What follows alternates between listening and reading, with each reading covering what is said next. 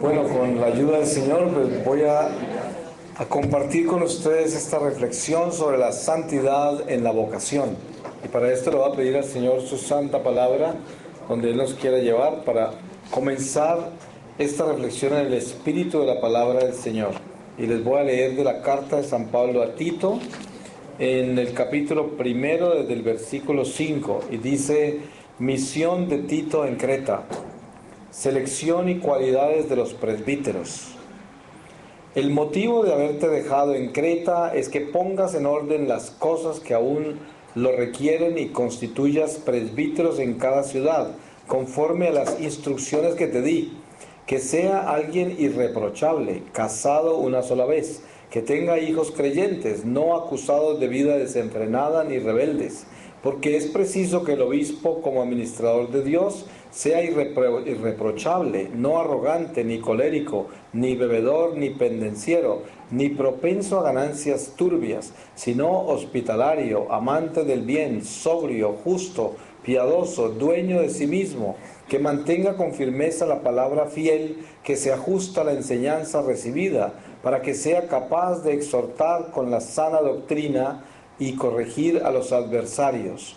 Porque hay muchos rebeldes, charlatanes, embaucadores, sobre todo entre los que proceden de la circuncisión, a quienes es necesario tapar la boca, pues trastornan a familias enteras, enseñando lo que no deben por un vergonzoso afán de lucro. Ya dijo uno de ellos: profeta entre los suyos.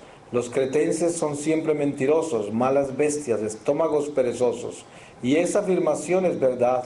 Por esta razón, corrígelos con severidad, para que se mantengan sanos en la fe y no presten atención a fábulas judaicas ni a preceptos de hombres que se aparten de la verdad. Todo es limpio para los limpios, en cambio para los contaminados e incrédulos no existe nada limpio, porque su mente y su conciencia están contaminadas. Palabra de Dios. Cualquiera creería que había escogido esa palabra, pero el Señor es fiel. Y cuando se habla de la vocación, la santidad en la vocación, se habla de algo que todos nosotros sabemos, que cuando Dios nos llama y nos inspira en la vocación para la cual nacimos, que viene en nuestro corazón, porque la vocación no es una profesión, la vocación es un don, un llamado de Dios. Es la marca indeleble del Espíritu para la cual fuimos hechos por las manos de Dios. En el mundo en que vivimos hoy, el hombre está orientado hacia la profesión, no hacia la vocación. Y muchísimas profesiones no son vocacionales, porque el hombre está buscando son beneficios temporales, materiales, fama, poder. Todo esto que está lejos de ser la vocación que Dios le infundió en el corazón. Y por eso hay tanta gente amargada en este mundo, porque alcanzan lo que quieren de las metas que se fijan materiales, pero no tienen la paz del corazón, porque están viviendo en contra de lo que su espíritu anhela. Y por eso viven esas frustraciones tan horribles en este mundo tan materialista en que vivimos hoy. Y el hombre está enfocado solamente en esas profesiones. Es más, ustedes se dan cuenta cómo tristemente en la Iglesia Católica hoy un padre de familia a veces se entristece cuando el hijo o la hija les dicen que tienen vocación religiosa o sacerdotal. Es como si les hubiesen quitado algo de la vida de ellos como una oportunidad, porque dicen: no, si es que tú tienes inclinaciones de ingeniero, tú no eres sacerdote, no te equivoques, deja que los sacerdotes sean sacerdotes, tú eres ingeniero, desde niño estabas con los tornillos, yo sé que tú estás inclinado a cosas mecánicas y a esto y a lo otro, en eso vas a triunfar. Y esto es el enfoque que le estamos dando a esta vida que nos tocó vivir a nosotros. Y por eso hay tan pocas vocaciones en flor, porque realmente la mayoría de la gente va hacia la profesión que el mundo le ofrece. Pero qué lindo que es ser una vocación profesional, que eso es muy diferente. Una persona que de su vocación hace una profesión, en la cual perfecciona esa vocación hasta el punto de que se vuelve completamente meticuloso en ella, y es una inspiración para todos, porque la vocación es un don de Dios y por lo tanto florece magníficamente, extraordinariamente, y es luz para los demás, porque esa persona vive su vocación con amor.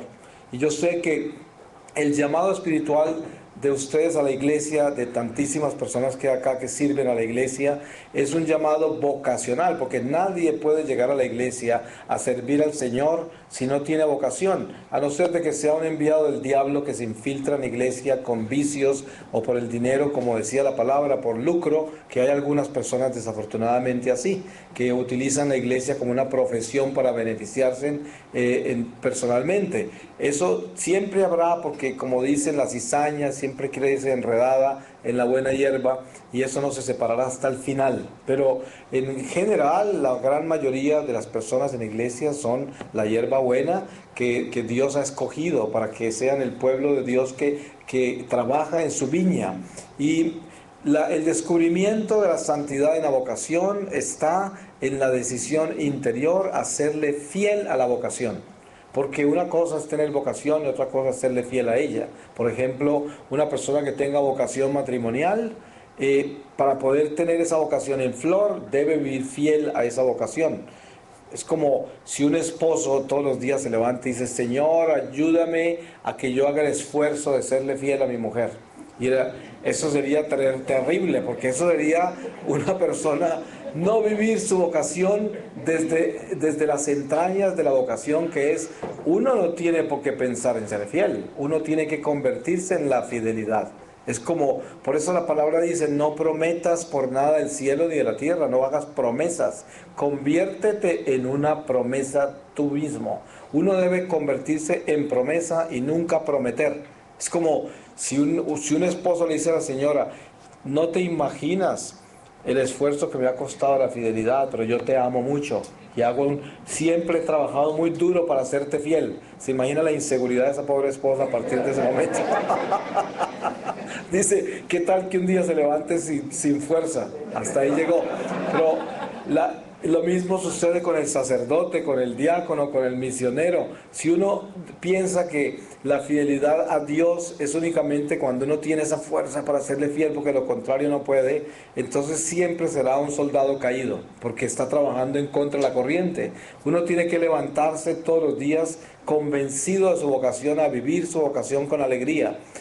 ¿Cuántas veces nos tumbará el diablo? Muchas veces, porque no nos las vamos a ganar todas. Pero como dice el Señor dice, ninguno de nosotros se puede santificar por sí mismo, pero nosotros tenemos que entregarle a Dios todo nuestro esfuerzo, que nunca será suficiente, pero precisamente Jesucristo es redención, que quiere decir Él nos completa lo que nos falta.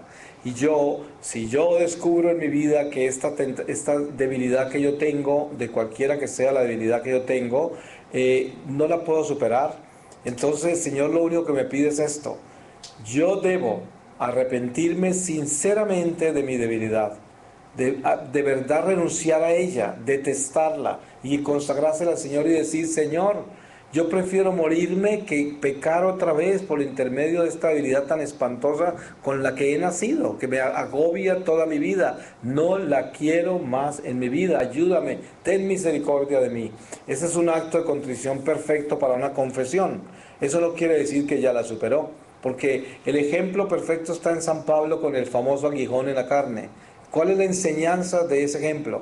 Es una enseñanza perfecta. Dice, 3 veces le pedí al Señor que me quitara este aguijón de la carne, que era como un emisario de Satanás, que llegó directamente a atormentarme. Y el Señor me dijo, mi gracia te basta, yo me glorifico en tu flaqueza, en tu debilidad. Esa enseñanza es extraordinaria, porque muestra un apóstol tan grande como San Pablo, una columna de la iglesia, que el Señor no quiso que fuera un perfecto hombre, porque si hubiera sido perfecto y el Señor le quita todas sus flaquezas, no hubiese tenido caridad con nadie, porque hubiese sido el perfecto apóstol y por lo tanto, ¿cómo hace para tener caridad? Dentro de eso solo lo podría hacer la divinidad en su humanidad, el hombre Dios. Pero nosotros no podemos hacer eso. Moisés era tartamudo y el Señor no lo curó. Semejante profeta le dijo, tu hermano hablará por ti, pero no le dijo, oh Moisés, te voy a arreglar tu garganta, no, nada de eso. Mandó a que Aarón hablara por él. Y esto es un ejemplo increíble de la naturaleza nuestra, cómo Dios nos da esa oportunidad de purificarnos de nuestras debilidades. Por eso Jamás podemos desmayar por el mal que hay en nosotros, porque como dice San Pablo, en mí hay una ley que me inclina al mal. El mal que no quiero hacer es el mal que termino haciendo, porque está en mí, pero me atormenta, me destruye. Cada vez que yo caigo por mi debilidad, es espantoso tener que ir a confesarla otra vez. Y eso es lo que me hace humilde, volver a confesar ese mismo pecado. Pero lo importante es que yo siempre sepa que ese pecado que estoy confesando lo detesto, que yo no tengo afecto por él, que no es que sea mi amor, porque ustedes saben que el pecado es un amante malo, que nos pega durísimo, nos castiga, pero no vemos la hora que regrese. O sea, ustedes han visto esas mujeres que les pegan los hombres y aparecen todas amoratadas por allá, y uno dice, finalmente va a aprender, ya no lo va a querer más, ya lo va a dejar, mire cómo le pegó, y una semana después pasa con el hombre de la mano otra vez, porque no ve la hora que le pegue otra vez. Esto es, miren qué sucede, el pecado es un amante malo que nos pega y nos amoratea los ojos, ¿cierto? Nos deja con los ojos rojos, pero volvemos de la mano con él después, a que nos pegue otra vez. Y esta es nuestra naturaleza, pero en medio de esta lucha tan increíble, para superar nuestra habilidad por intermedio de la humildad de reconocerla y aceptarla como algo que solo Dios me puede ayudar a superar, porque a pesar de yo renunciar a ella, de detestarla, de retirarle mi afecto, continúo cayendo en ella. Entonces, esto es lo que hace que mi vocación se santifique. Porque mi vocación de ser primero hijo de Dios y serle fiel a Dios, que es mi primera vocación, buscar la santidad en el compromiso de reconocer a Dios como mi creador y yo hacerme criatura. Ustedes saben que el mundo de hoy nos quiere diosificar. Porque ¿cuál es la filosofía del mundo? El autoestima, la realización personal, el pensamiento positivo. Trinidad demoníaca. Estas mismas técnicas de autosuperación y psicologías modernas, sin darnos cuenta, nos convierten en dioses. Porque miren qué es Cristo. Cristo es esto. Nosotros no podemos de ninguna manera encontrar la posibilidad de tener autoestima, porque eso sería diosificarnos. Nosotros necesitamos Cristo estima. Es lo único que podemos tener. ¿Por qué? Cuando Dios le habla a Moisés desde la zarza ardiente y le revela su nombre, le dijo, dígales que yo soy, te envió. Yo soy el que es. Y el Señor me decía a mí, si yo soy, ¿quién eres tú? Yo no soy. Porque ¿cómo puedo ser yo si hay un solo yo soy? Hay un solo Dios, un solo yo soy. Y Él es el que es. Yo no soy nada. Para que yo pueda ser, Él tiene que ser en mí. De lo contrario, nunca seré. Por eso San Pablo dice, ya no soy yo el que vive, sino Cristo el que vive en mí. San Juan Bautista dice, yo tengo que disminuir para que Él crezca. Y siempre la enseñanza de la iglesia es, yo muero a mí mismo para que Él aparezca. Y esta es la enseñanza. ¿Qué enseña el mundo? El mundo dice, tú eres. Esa es la serpiente. La serpiente que le dice a Eva, seréis como Dios. Eso es el engaño del pecado original. Entonces, el mundo de hoy, ¿qué nos enseña? A diosificarnos. Yo puedo simplemente proyectar las metas que quiero alcanzar como si ya las alcanzara y entonces ya las tengo. Esa es todas estas técnicas de autosuperación. Ustedes saben que hoy todas las corporaciones, inclusive dentro de la iglesia misma, existen ese tipo de miserables herejías enseñándolas como si fueran ciencia de Dios, cuando son ciencia del diablo, porque esto no puede ser. Ustedes se pueden imaginar lo que es la realización personal, que es toda la filosofía oriental, el budismo, el sintoísmo, el taoísmo, todo el hinduismo está basado en la realización personal, y por eso hay tanto católico budista que les encanta esa venida, porque es un escape total. ¿Cuál realización personal? No existe eso, no hay posibilidad en Cristo, porque lo único que tenemos que realizar nosotros no es a nosotros mismos. Nosotros no estamos buscando la piedra filosofal del existencialista, nosotros estamos buscando realizar a Jesucristo en nuestro corazón. Así de que yo no busco realizarme yo como persona, yo busco realizar a Cristo en mi persona para que yo pueda tener vida. De lo contrario, nunca podré vivir y estaré muerto al final de esta vida, porque no tengo vida si no lo realizo a Él en mí. Entonces, ¿cuál realización personal? Tengo que realizar a Jesucristo en mi vida. Ahora, usted se puede sentar a pensar positivamente 10 años, y si Dios no quiere, lo que usted está pensando no va a suceder. porque no se mueve una hoja de un árbol sin la voluntad de Dios, nada. Entonces, ¿quién dijo que el pensamiento positivo es el que mueve mi vida? Cuando yo no puedo mover nada, ni siquiera puedo mover mi respiración. Si Dios no quiere, no respiro. Y se acabó. ¿De dónde voy a sacar que el pensamiento positivo es una fuerza que me puede llevar a alcanzar cosas que yo quiero? Eso es mentira, porque todo es gracia. Gracia es lo único que nos mueve a nosotros, la gracia de Dios. Nada más. El pensamiento positivo no me puede mover. Es verdad que yo debo tener una actitud positiva. Eso es muy diferente. Yo tengo una actitud positiva, claro. La actitud positiva, ¿a qué está unida? A la fe. Cuando yo tengo fe, soy una persona positiva. Tengo entusiasmo, esperanza, tengo amor, tengo paciencia, tolerancia, compasión. Yo escucho, tengo oídos para el prójimo. No tengo esa prisa para hablar, sino para escuchar. Como dice el apóstol Santiago, ten mucha prisa para escuchar y sea muy lento para hablar. Y esto es el sentido verdadero de la gracia de Dios. Pero en este sentido es como se edifica una vocación santa. Cuando el hombre entiende el verdadero sentido de la realización personal en Jesucristo, que es yo debo presentarme como un ser humano que es hijo de Dios y reconocerlo a Él como mi creador. Qué lindo que es eso. Cuando yo me levanto, no a creer que yo estoy existiendo por mí mismo, que yo tengo control de todas las cosas, sino que me levanto y me consagro a Dios desde que despierto.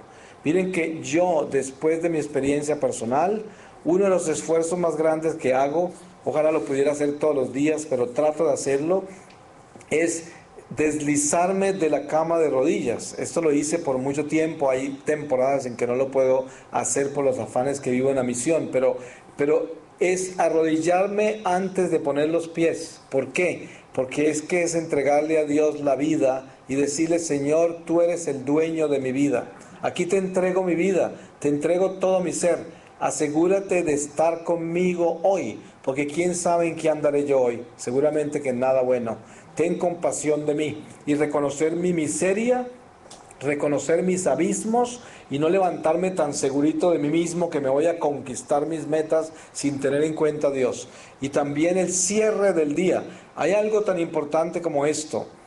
Yo he hecho reflexiones completas sobre algo que San Pablo presenta que es extremadamente trascendental y profundo, que es para nosotros que vivimos el día que se apellida de hoy. Ustedes han oído eso de San Pablo.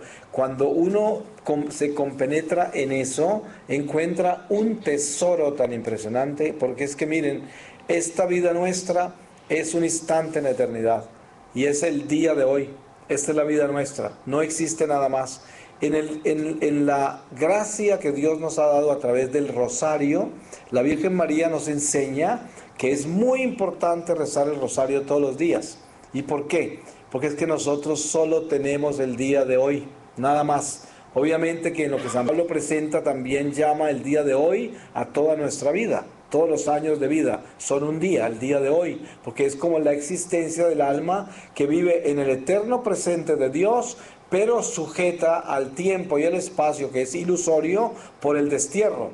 Y en este tiempo ilusorio es donde el hombre encuentra el tiempo real que es la vida eterna, que es donde está el eterno presente de Dios. Que ahí viene el conocimiento profundo del espíritu, reconociendo las fuerzas del mal, sabiendo que están localizadas en el eterno presente de Dios y no en el tiempo y el espacio, para que nos demos cuenta lo peligroso que es manejar los espíritus, porque el espíritu del mal puede esperar. Yo conozco casos como estos. En California yo tenía un ministerio con un sacerdote exorcista de la Arquidiócesis de Los Ángeles. Hace unos años atrás recién comencé mi ministerio. Este sacerdote estuvo en una de mis charlas y le gustó muchísimo la concepción que yo tenía de la demonología y me invitó a que lo acompañara a unos centros psiquiátricos que él visitaba, donde solicitaba que le trajeran enfermos que estaban diagnosticados con esquizofrenia, especialmente los que tenían voces en sus cabezas o lo que llaman de múltiples personalidades. Y resulta de que la gran mayoría de esos enfermos era afectados espiritualmente, no era una enfermedad mental. Y descubrimos que muchísimos de esos enfermos mentales que llevaban años en esos hospitales, algunos de ellos, eran personas que así a la edad de 12, 13, 14 años, y ya muchos tenían 30 años, 40 años, habían jugado, por ejemplo, con la tabla Ouija, ¿sí? Y cuando jugaron con eso, no pasó nada. Y de repente, 20 años después, aparecieron con voces en la cabeza, con espíritus hablándoles, veían los espíritus y terminan amarrados en un hospital, diagnosticados con esquizofrenia, nadie les puede ayudar, quedan fuera de circulación y nadie sabe que tienen problemas de espíritus.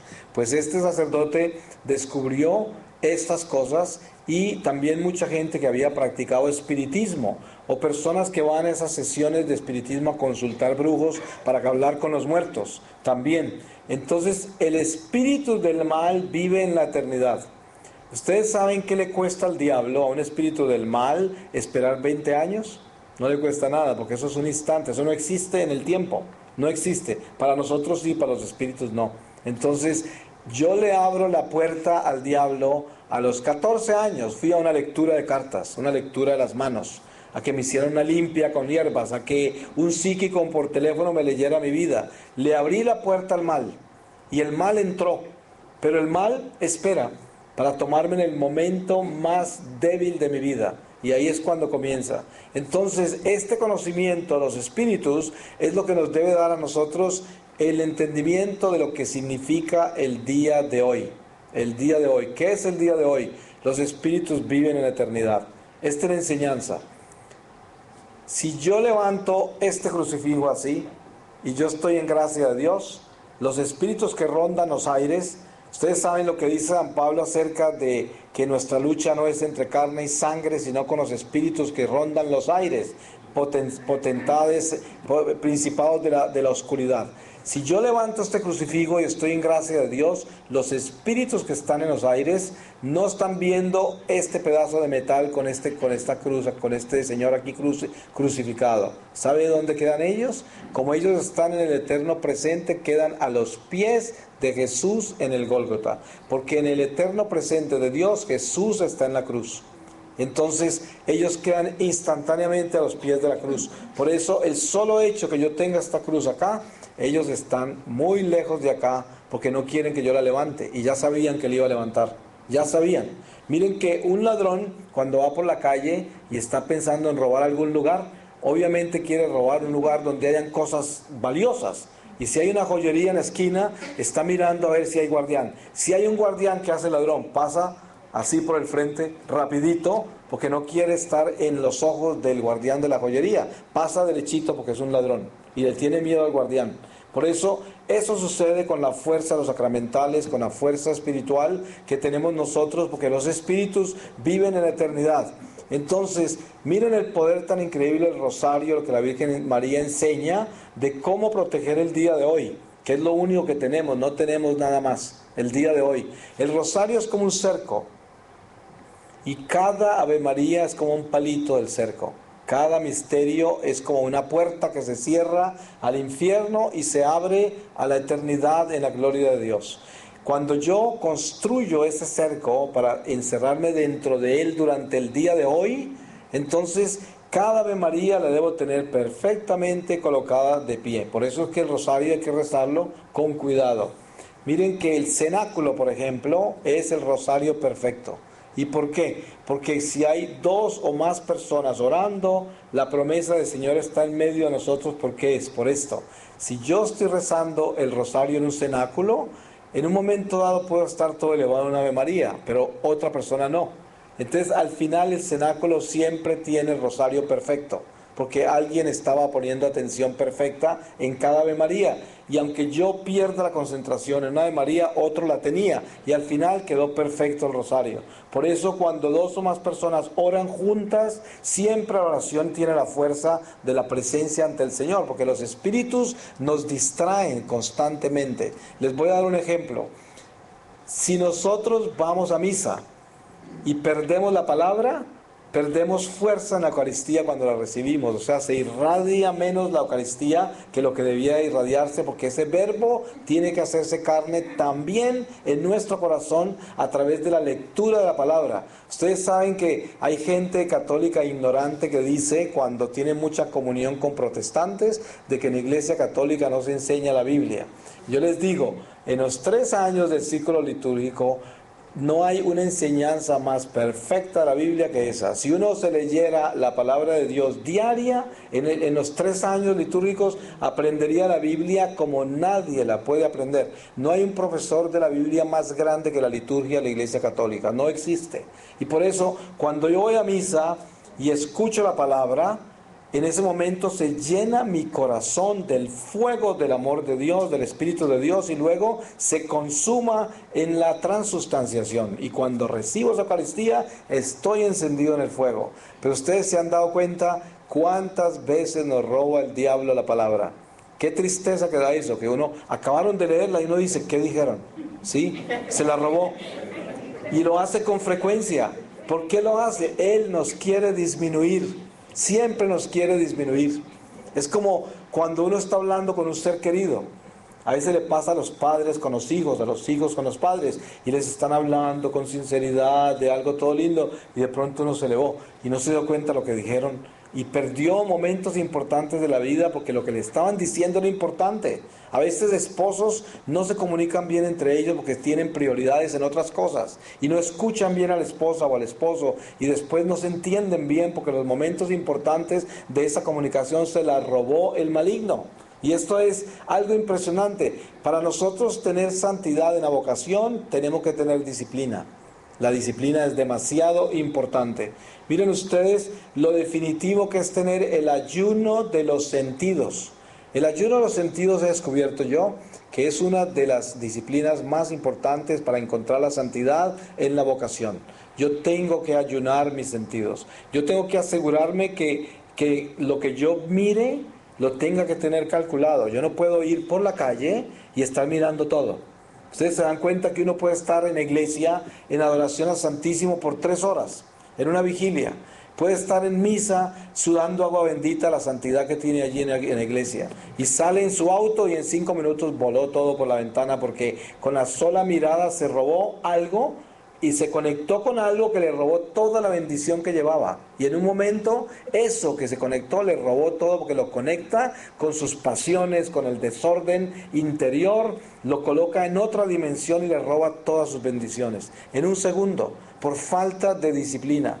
Por eso no nos vamos a volver escrupulosos, pero sí tenemos que volvernos meticulosos. La raya entre la meticulosidad y la escrupulosidad es una raya muy delgada, pero tenemos que tener la seguridad de ser meticulosos. Yo tengo que tener el ayuno de mis ojos también. Usted sabe que esta concupiscencia de los ojos es algo delicadísimo. Yo tengo que asegurarme qué es lo que estoy mirando. Yo no tengo por qué estar mirando todo. También el tacto. Mire usted, si no se controla bien, el solo hecho de tener contacto con otra persona, que solo le toque el brazo así, un rato, le conecta toda la pasión que tiene, toda, se la conecta. Y queda uno lleno de eso, completamente conectado a eso. ¿Qué tal un extraño? En un autobús, en la calle, en cualquier momento, en un centro comercial, en alguna parte, a veces uno no se da cuenta. Y tiene contacto con personas que no debe, o personas que están, digamos, el matrimonio, la mujer, el hombre, debe tener mucho cuidado con el contacto y cómo lo hace. Eso no quiere decir que uno nunca puede saludar a una persona o tener contacto físico con nadie. No, pero tiene que tener en cuenta cómo es que se acercan los cuerpos los unos a los otros. Porque en un segundo que se acerquen se transmiten todo lo que tienen en ese momento. Y la otra persona queda llena de eso. Yo veo eso y me atormenta mucho a veces porque yo puedo ver cuando una persona se llenó por el contacto con otro, con solo tocarlo así. Ya se transmite todo y cambia hasta de color la persona. Tiene hasta otro color. Los ojos le cambian, todo le cambia. Se hincha, queda hinchado. Sí, es increíble, es como un fuego. Y uno lo ve, se ve que está encendido y todo fue por contacto, solo por contacto. Y ahí se transmite todo. El contacto más fuerte de todos son los ojos. Por eso, cuando usted vaya por la calle, en este mundo tan perverso donde vivimos, tenga mucho cuidado de no conectar sus ojos con la gente así nomás. Porque usted no se puede imaginar todo lo que se dispara por dentro de los ojos. Los ojos son una ventana directa al espíritu, directa, directa. Y por los ojos entra todo lo que la persona tiene, le entra. Entonces, uno no es que va a estar muerto del susto que no puede mirar a nadie, no, porque nosotros somos seres que estamos viviendo en Dios y por lo tanto no debemos temer nada porque no nos entra ni el veneno si estamos en gracia. Pero yo estoy hablando de la disciplina espiritual para mantener el ejercicio espiritual que nos da a nosotros la calidad de ser el verdadero atleta. Ustedes saben lo que dice el apóstol, que si nosotros queremos ir al estadio y participar en los Olímpicos, tenemos que prepararnos como buenos atletas, prepararnos con mucha disciplina como quien quiere ganar la carrera. Y para ganar la carrera yo tengo que convencerme que la voy a ganar, pero para eso necesito perfecta continencia. Debo tener una preparación increíble para poder estar listo. No como quien busca una corona perecedera, sino como quien busca la corona eterna. Y esto es lo que nos invita el apóstol a hacer y es lo que debemos hacer nosotros en todo lo que hacemos en nuestra vida. Porque hay de nosotros si vivimos la mediocridad y la tibieza. Porque Dios detesta al tibio, lo vomita de su boca. No hay cosa más horrible que un mediocre. El mediocre siempre llega tarde a todas partes, nunca dice completamente la verdad. Es una persona que uno nunca puede esperar nada porque siempre uno está inseguro que va a incumplir. Y además le toca a uno prácticamente hacerle su camino porque nunca lo terminan. Y esto es impresionante vivir así. Es una desgracia para la iglesia, para la familia, para todo el mundo. Y Dios detesta eso. Por eso la búsqueda de la santidad en la vocación es la búsqueda de esa exactitud, sin ser perfeccionista, porque no se trata de eso, no se trata de buscar el ista, sino de buscar la realización del amor, que es la caridad. Uno tiene que tener caridad. Si uno tiene caridad, siempre cumple con lo que promete, y si no, no prometa nada que no vaya a cumplir, porque ¿para qué lo hace? Si está haciendo un daño. Por eso esa meticulosidad para buscar la santidad en la vocación es simplemente vivir una vida sencilla, humilde, que no tenga ambiciones desordenadas ni pasiones desordenadas, ningún desenfreno de ninguna naturaleza, ni miedos de ninguna naturaleza. Porque ustedes saben que el miedo, la fuente del miedo es el amor propio. Es increíble, pero el miedo que produce depresión y angustia, incertidumbre y desesperación viene del amor propio. ¿Por qué razón? ¿De dónde sale el miedo? El miedo sale del deseo que tengo de controlar mi vida. De ahí sale el miedo. Yo quiero estar bajo control. Ustedes han visto gente que les timbra el teléfono a la casa y están seguros que algo malo pasó. Ya están así. Y si son las 11 de la noche, peor. Si timbra un teléfono a la 1, ¿quién se moriría? ¿No? Porque jamás, siempre esperan es noticias malas. ¿Por qué? Porque quieren estar en control de todo. Y miren, los dos venenos que hay en el ser humano son el deseo de controlar o el deseo de ser aprobado por los demás. Esas son las dos maldiciones del hombre. Yo quiero estar bajo control de todo o quiero que todos me aprueben a mí. Y si yo vivo entre esas dos cosas, estoy en un terror increíble porque jamás podré triunfar. ¿Cómo va a triunfar yo si quiero controlar a todos? ¿O cómo va a triunfar yo si espero que todos me aprueben, me aplauden, me apoyen, me admiren, me apoyen en todo sentido? Yo no, así me viviré destrozado, porque eso jamás lo podré lograr. Es imposible. Un esposo no puede controlar a la esposa, ni viceversa, ni la madre puede controlar los hijos. Yo no puedo controlar la humanidad, yo no puedo controlar nada, absolutamente nada. Tengo que vivir en Dios. Lo único que yo debo ser es responsable de todo lo que Dios me confía y asegurarme que tenga en eso la maestría. Yo tengo que convertirme en un maestro de lo que Dios me confió. Si Dios me confió seres humanos, tengo que asegurarme que los llevo a la perfección y a la santidad. De lo contrario, ¿para qué estoy con ellos? Tengo que estar con ellos para eso solamente. Y yo debo ser un ejemplo. No exactamente demostrar que soy el super santo ni el super apóstol, sino un ejemplo de la perseverancia y de un ejemplo de que uno tiene fe en que Dios actúa en la vida nuestra. Eso es muy importante, mostrar esa fe y mostrar también nuestra vulnerabilidad, porque el peor error del maestro es creerse superior. Porque el único maestro real es aquel que está igual a su alumno. Ese es el maestro real. Porque entonces en el momento que enseña también está aprendiendo. Y por eso el verdadero maestro es el que enseña convencido que está aprendiendo. Porque aquellos que enseñan convencidos que están enseñando jamás han enseñado y por lo tanto nunca han aprendido. Y esto es lo importante de la vida nuestra. Miren que yo me puedo llenar de mí mismo diciendo: el Señor me ha llenado de ciencia infusa y aquí tengo todo este conocimiento. Ay de mí donde llegue yo a pensar eso por un solo minuto, porque el Espíritu Santo me abandonará. Jamás se volverá a manifestar a través de mí, porque yo soy simplemente una vasija de barro. Y a través de esta vasija de barro el Señor se manifiesta. Ustedes saben que el burrito del Domingo de Ramos estaba convencido que toda la fiesta era para él, ¿cierto? Entró a Jerusalén diciendo: uy, estos judíos cómo les gustan los burros, ¿no? Y no sabía que la fiesta era para el que iba encima de él. Y esto es lo importante, uno nunca se puede olvidar de eso. Digo, por eso yo siempre digo: yo no vine a hablar de mí. Porque si fuera a hablar de mí, les tengo que hablar lo malo que yo he sido. Tengo que hablarles desde Jesucristo, que me ha salvado a mí, y a Él vine a darle la gloria. Y siempre eso es lo que tiene que hacer uno. La santidad de la vocación está en reconocer a Dios en la vida nuestra y reconocerse como criatura. Yo soy una criatura y yo amo a mi Creador y me entrego a mi Creador, y ahí comienza la santidad. Porque la santidad no es que yo sea santo, sino que yo camino sobre el camino de la santidad. Eso es. Por eso San Pablo se dirige a los santos de Tesalónica.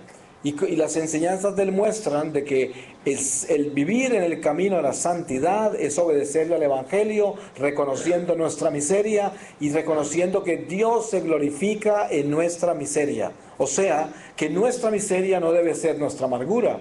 La amargura nuestra debe ser si amamos nuestra miseria. Ahí sí se convierte nuestra amargura. Pero si mi miseria es mi enseñanza, porque mi miseria me hace humilde y me hace servidor, porque yo sirvo a Dios, porque en medio de servir al Señor supero mi miseria. ¿Y cómo la supero? En Él.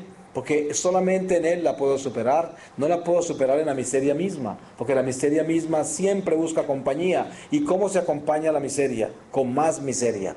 Ustedes han visto cómo hay personas miserables que son capaces de sentarse a describirle a usted un dolor de rodilla por 3 horas, y cuando usted se va, se levanta enfermo también con el mismo dolor, está contagiado.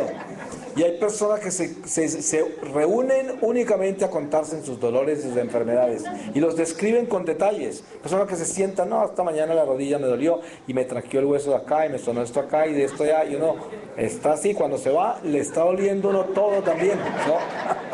Porque lo que hacen es repartir cruces, ¿sí? El Señor no dijo: toma tu cruz. Cuando le preguntaron: ¿cómo hago, maestro, para alcanzar la vida eterna? Él no dijo: toma tu cruz, repártela en todos y sígueme. Eso no es lo que dijo. Dijo: toma tu cruz en silencio y sígueme. Porque es que el sentido de la cruz es: yo llevo mi cruz en silencio. Ustedes han visto esas madres buenas que trabajan incansablemente, son unas servidoras increíbles, nunca les sacan en cara ni al hijo, ni al esposo, ni a nadie lo que hacen ni lo que dan, son incansables, siempre con una sonrisa, todo el tiempo corren hasta que se mueren. Y son enfermas, nadie sabe que les duele nada y están ahí. Esos son el verdadero silencio de la cruz. Así es Jesucristo. Es el silencio. Aquel que debía ser consolado en el Calvario consoló a las mujeres de Jerusalén que lloraban por él. Y les decía: no lloren por mí, lloren por sus hijos, ¿no? Esto es lo que debe pasar con el que es verdadero, fiel a su vocación en la santidad que Dios nos pide, que es: yo no tengo por qué repartirle mi dolor y mi miseria a nadie, a nadie. Yo debo repartir mi amor, mi compasión y mi espíritu de servicio. Por eso, una persona que se queja todo el día, que vive todo miserable, lleno de dolores y de cargas, que está llena de sí mismo, es una persona que no ama. Porque el que ama va en silencio, con su dolor, lleva su procesión por dentro. Una procesión silenciosa de las tribulaciones y las pruebas de esta vida. Pero Él solo da amor compasión, caridad, esperanza a los demás a pesar del sufrimiento. Eso es la Virgen María en el Calvario. Ella iba con ese dolor tan impresionante de ver todo lo que estaba pasando, pero en cada estación ella sabía en su corazón que así tenía que ser. Y por eso jamás perdió ni su postura, ni su santidad, ni su amor, nada, ni su gozo de Dios en su corazón, a pesar de todo lo que le tocó vivir. Y esa es María en el Calvario. Y eso debemos ser nosotros en el Calvario de nuestra vida. Ir en silencio. Por eso jamás puede confiar usted en una persona desesperada. Mire que una persona que se desesperó, ¿qué hizo? Está tan llena de sí mismo que está llena de ira. Por eso está desesperada. Tiene ira, porque no le están saliendo las cosas bien.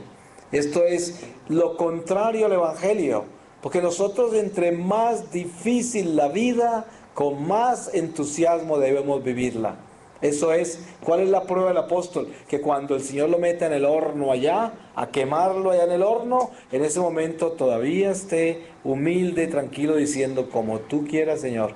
Esto me duele mucho, porque aquí voy a tener que llorar mucho y me va a tocar sufrir mucho, pero si a ti así lo quieres, Señor, y esto es lo que tú quieres de mí, así lo viviré. Y lo tengo dentro de mi corazón en la paz que vivo, pero nunca me desesperaré, ni perderé mi fe, y nunca le quitaré a nadie la paz por lo que me esté pasando a mí, jamás. Ni nunca diré por qué, Señor, por qué. Ustedes saben que la palabra dice que más de 23,000 personas murieron en un solo día en el desierto por haber tentado a Dios. ¿Qué es tentar a Dios? Tentar a Dios es ¿por qué? Porque ustedes saben que si usted corrige a un hijo, le dice, vete a arreglar tu cuarto que es una miseria de desorden. Y el hijo se devuelve y le dice al papá, ¿por qué? Pues ya lo desafió, ¿cierto? Y el papá le dirá, porque lo tienes que hacer. Y se tiene que ir a arreglarlo. Pero si el hijo se vuelve al papá y le dice, papá, ¿para qué?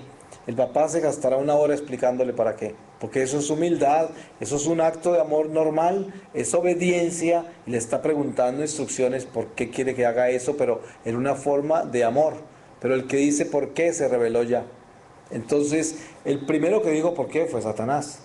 Si yo no obedeceré, y eso yo no serviré. Y este es el sentido de la vida en la obediencia para alcanzar la santidad en la vocación. Yo tengo una vocación. ¿Y para qué es esa vocación? Para servir, nada más. Yo tengo que servir incansablemente, sin importar lo que los demás hagan. Miren lo que pasa en la iglesia. A veces uno dice, no, yo a esa parroquia no voy, esa es mi parroquia, pero ahora no voy porque el cura está loco, porque a mí no me gusta lo que predica, ese es un hombre loco, vive en estos problemas y lo otro, cuando en realidad la parroquia es el sagrario, no es el cura. El cura puede estar metido en los líos que sean. Yo debo ayudar a mi parroquia, llevar mi diezmo. Que el padre se la va a robar, que se la robe. El Señor no necesita dinero. Yo le llevo dinero a la parroquia porque es una entrega del diezmo de mi vida a la parroquia y la parroquia sabrá qué hace con eso. Pero yo se la entregué al Señor porque es lo que yo hago. ¿Ustedes creen que a Abraham le importó lo que Melquisedec iba a hacer con lo que él le entregó? A él no le importaba eso. Él le llevó esas ofrendas al altar a ese rey de Salem, sacerdote divino, y le llevó eso porque es el principio de la entrega de las cosas materiales a Dios para reconocerlo a Él como el proveedor de todo, sin importar qué se hace con eso. Porque Dios no es el que nos pide a nosotros cosas materiales. Dios es el que las ha creado, pero nosotros somos administradores de ellas. Y por eso el sentido de la parroquia, de ser obedientes a la parroquia, es algo definitivo en nuestra vida. Yo debo ser obediente a la parroquia, porque en la parroquia encuentro la obediencia al Espíritu. Un alma que tiene casa espiritual, hogar espiritual, es un alma que tiene destino al final de esta vida. Ustedes saben que el momento más difícil, más complicado de un alma al separarse de este cuerpo es el momento de la muerte, cuando el alma no tiene para dónde irse, cuando no conoce su destino, cuando usted tiene sentido parroquial. Porque miren, ser un católico rueda suelta es algo que cuesta mucho al final de esta vida. Hay personas que son selectivas y entonces solamente buscan los sitios más cómodos para ellos, donde todos son buenos, donde todos los entienden, donde brilla todo lo que uno espera, porque es que estamos glamorizando hasta nuestra vida espiritual, porque así de cómodos somos. Pero no queremos ir donde tengamos que hacer esfuerzos para amar. donde tengamos que hacer esfuerzos para perdonar, donde tengamos que estar incómodos por las cosas que no nos gustan. Ahí no queremos estar porque somos demasiado cómodos. Y entonces para poder justificarnos, juzgamos el lugar para poderlo dejar. Eso es como la mujer que se separa del marido, el marido de la mujer, tiene que matar el amor. Es como el que aborta. Para poder abortar, primero tiene que haber matado el amor. ¿Cómo aborta una persona? Primero mata el niño acá, después lo mata acá y después lo saca físicamente del cuerpo. Eso es. Y antes de haberlo abortado, tuvo que haber aprendido a matar el amor desde niño. ¿Cómo se mata el amor desde niño? Cuando empezamos a desobedecer. Cuando yo le desobedezco a mi mamá de niño, estoy empezando a matar el amor. Y después es muy fácil matar un bebé, muy fácil, porque ya me acostumbré a matar el amor. El amor se mata mintiendo, robando, el amor se mata traicionando a otro, el amor se mata tomándole ventaja al prójimo, así se mata el amor. Y nos convertimos en asesinos y después abortamos con toda facilidad. Y esto es algo definitivo en nuestra relación con la parroquia. Si yo tengo parroquia, ese sagrario es el hogar espiritual de mi alma. Y yo todas las oraciones que le doy al Señor, por ejemplo, por la noche antes de acostarme, las coloco a los pies del sagrario de mi parroquia. Ustedes saben que cuando nosotros bendecimos una vela en nuestra iglesia para llevarla a la casa, esa vela que llevamos es la misma vela del sagrario.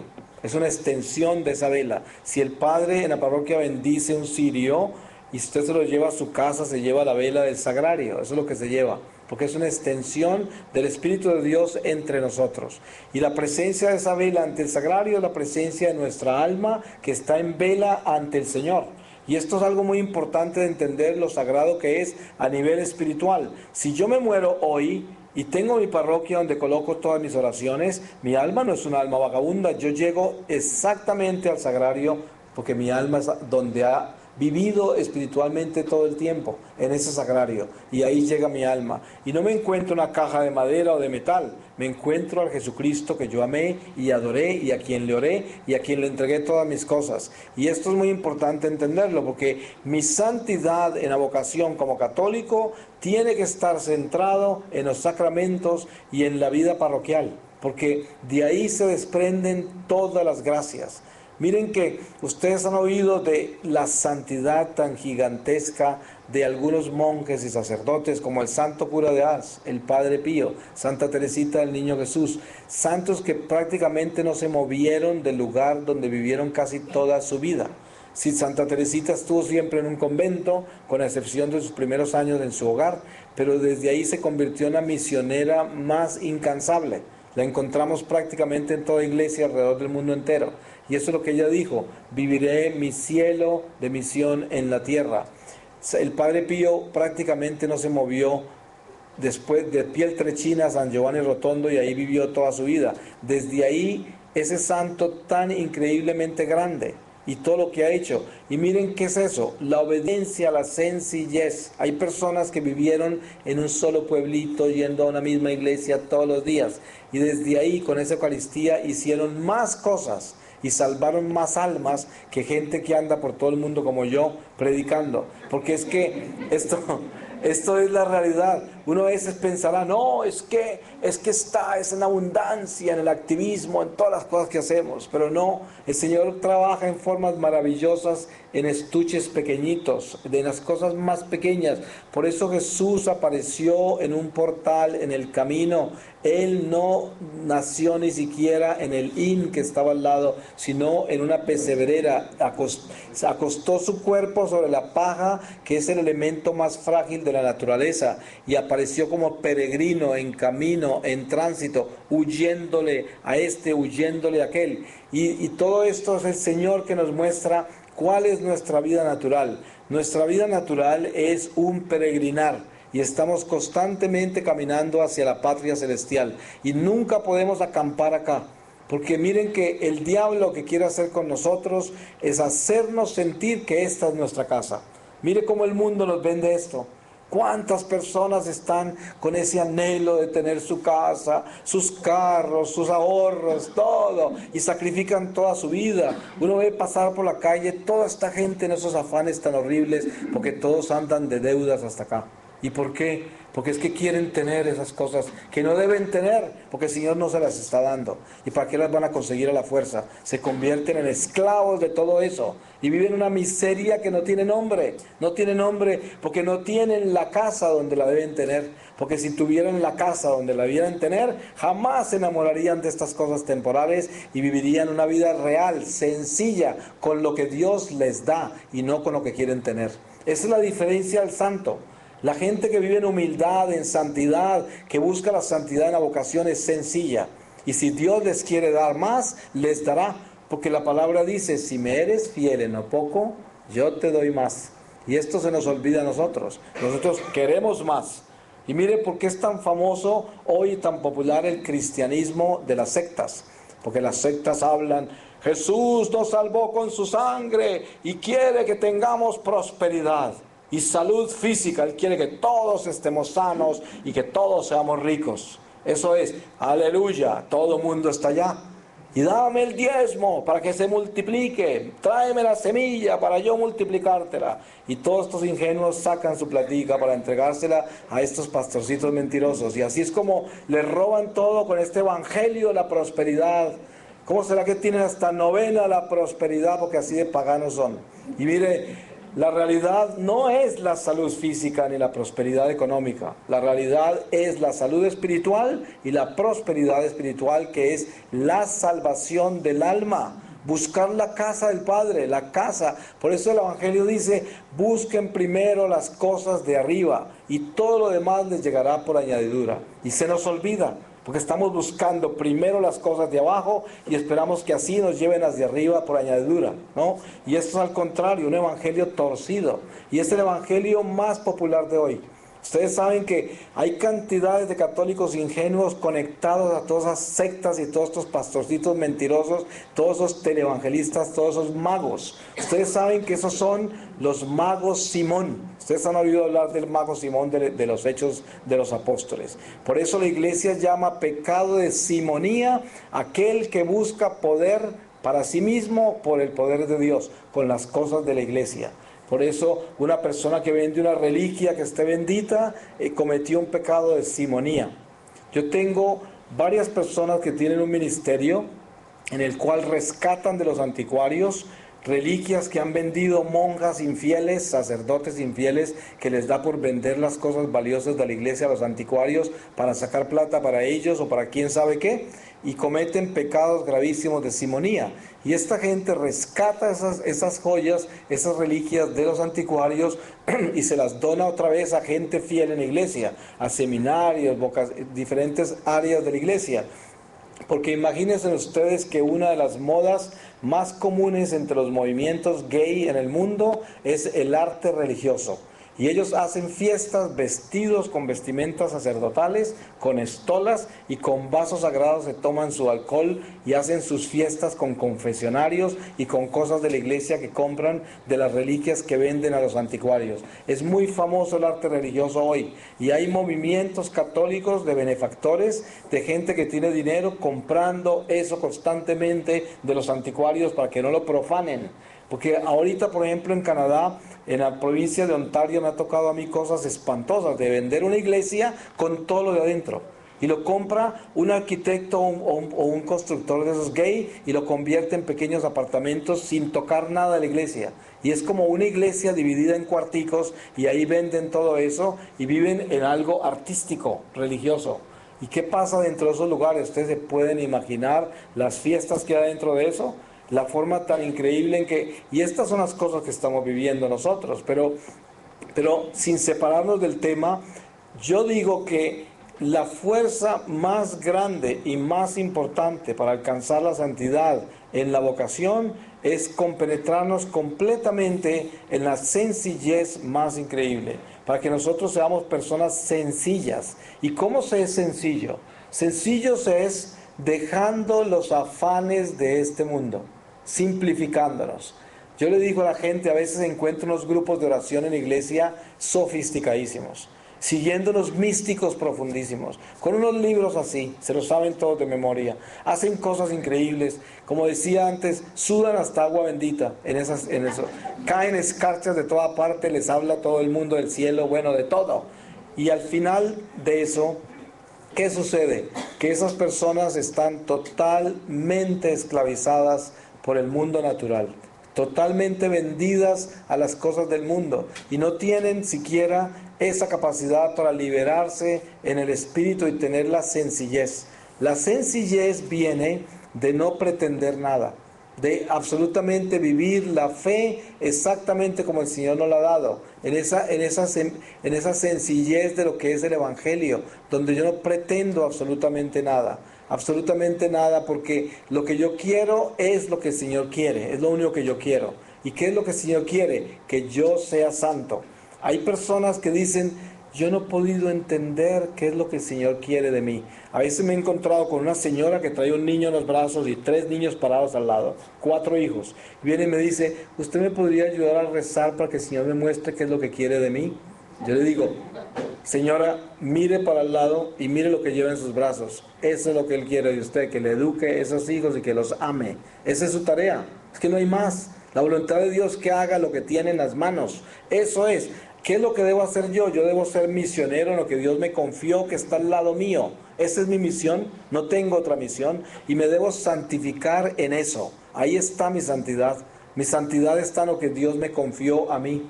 Y debo hacer así de sencillo, así de humilde, así de básico y elemental. Cuando yo me lleno de ambiciones, de toda clase de ideas, lo que hago es deformarme. Y me convierto en un esclavo de las propuestas de este mundo. Por eso usted ve tanta gente amargada y preocupada, llenos de problemas, llenos de deudas. Se acaban los matrimonios, se acaban las amistades, empiezan las venganzas y los resentimientos, porque la gente no nos dio la oportunidad de triunfar. Y resulta que es que las metas de nosotros no eran las metas de Dios, y por eso nos deformamos y perdimos el amor por el prójimo, porque el prójimo nos quedó mal. Claro, porque el prójimo nos frustró nuestras avenidas humanas y el prójimo no nos apoyó porque Dios no permitió, porque esa no era la avenida que Dios había escogido para nosotros. Entonces, esta realidad espiritual que vivimos nosotros para poder alcanzar la santidad en la vocación es disciplina. Tenemos que ser disciplinados, tenemos que tener una perseverancia, una continencia admirable. Tenemos que trabajar por eso, para que así brillemos, pero por nuestras virtudes, no por nuestros talentos, sino por nuestras virtudes. Porque el Señor nos llama a enorgullecernos únicamente de la cantidad de Cristo que pueda vivir en nosotros. Porque como dice el apóstol, yo me enorgullezco de ser de Cristo, de nada más. Es lo único, el único orgullo que puedo tener yo es la cantidad de Espíritu Santo que yo puedo acumular en mi vida. Y lo que me falta es lo que tengo oscuro. Eso es, lo que me falta de Dios en mí es lo que tengo de oscuridad. Porque miren, cuando usted puede observar toda la gente que está en este recinto, y usted sinceramente dice, ¿será que yo soy capaz de amar a cada una de las personas que están acá? Ustedes saben que nosotros hemos crecido en una cultura extremadamente decadente y somos selectivos. Solamente determinadas personas nos gustan. Hay personas que sin conocerlas ya las rechazamos. Yo me acuerdo cuando yo estaba en la escuela primaria, un pelirrojo me pegó y toda la vida odié a todos los pelirrojos. ¿Sí? Y esto, si no hubiese sido por mi conversión, toda la vida hubiera odiado a los pelirrojos, cuando no tenían la culpa del golpe que me dio el golpe en la escuela. Pero nosotros somos selectivos, seleccionamos la gente. Pero si yo me atrevo a tener un crecimiento espiritual verdadero, y yo miro alrededor y digo, ¿será que soy capaz de amar a toda esta gente y aceptarlos a todos? Aceptarlos tal y como son.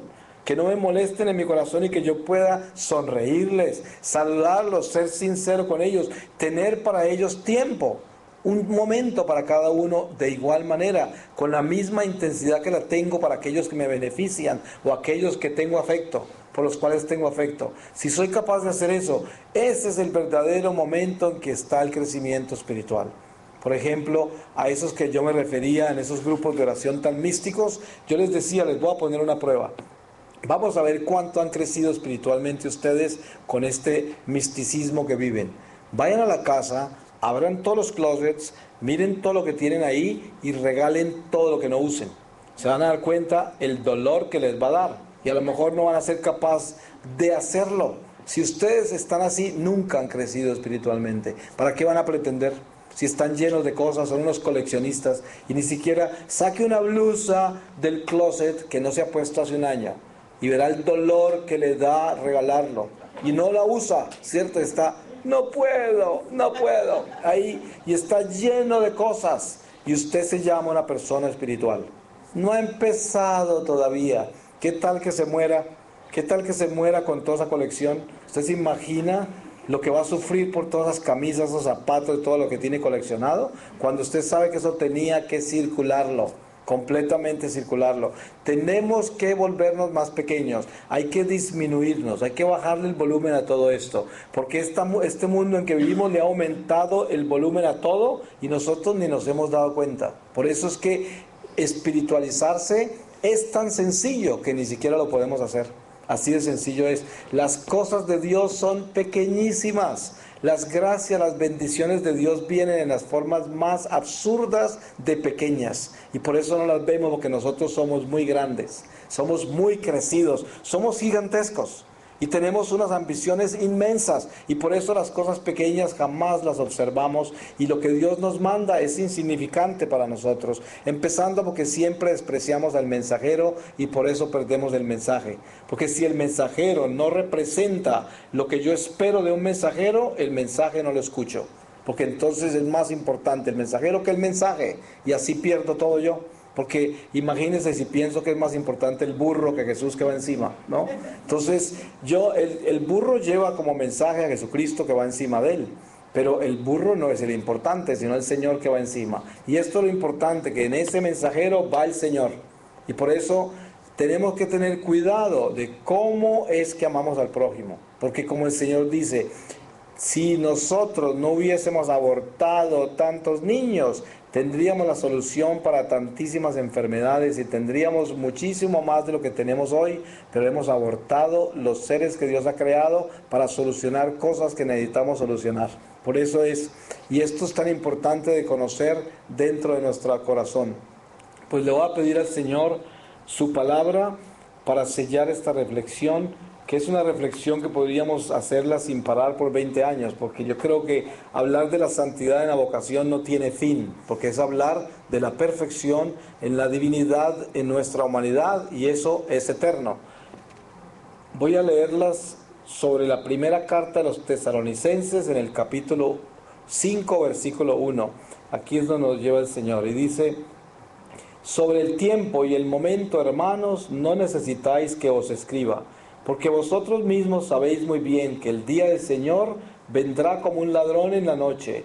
Así pues, cuando clamen paz y seguridad, entonces de repente se precipitará sobre ellos la ruina, como los dolores de parto de la que está encinta, sin que puedan escapar.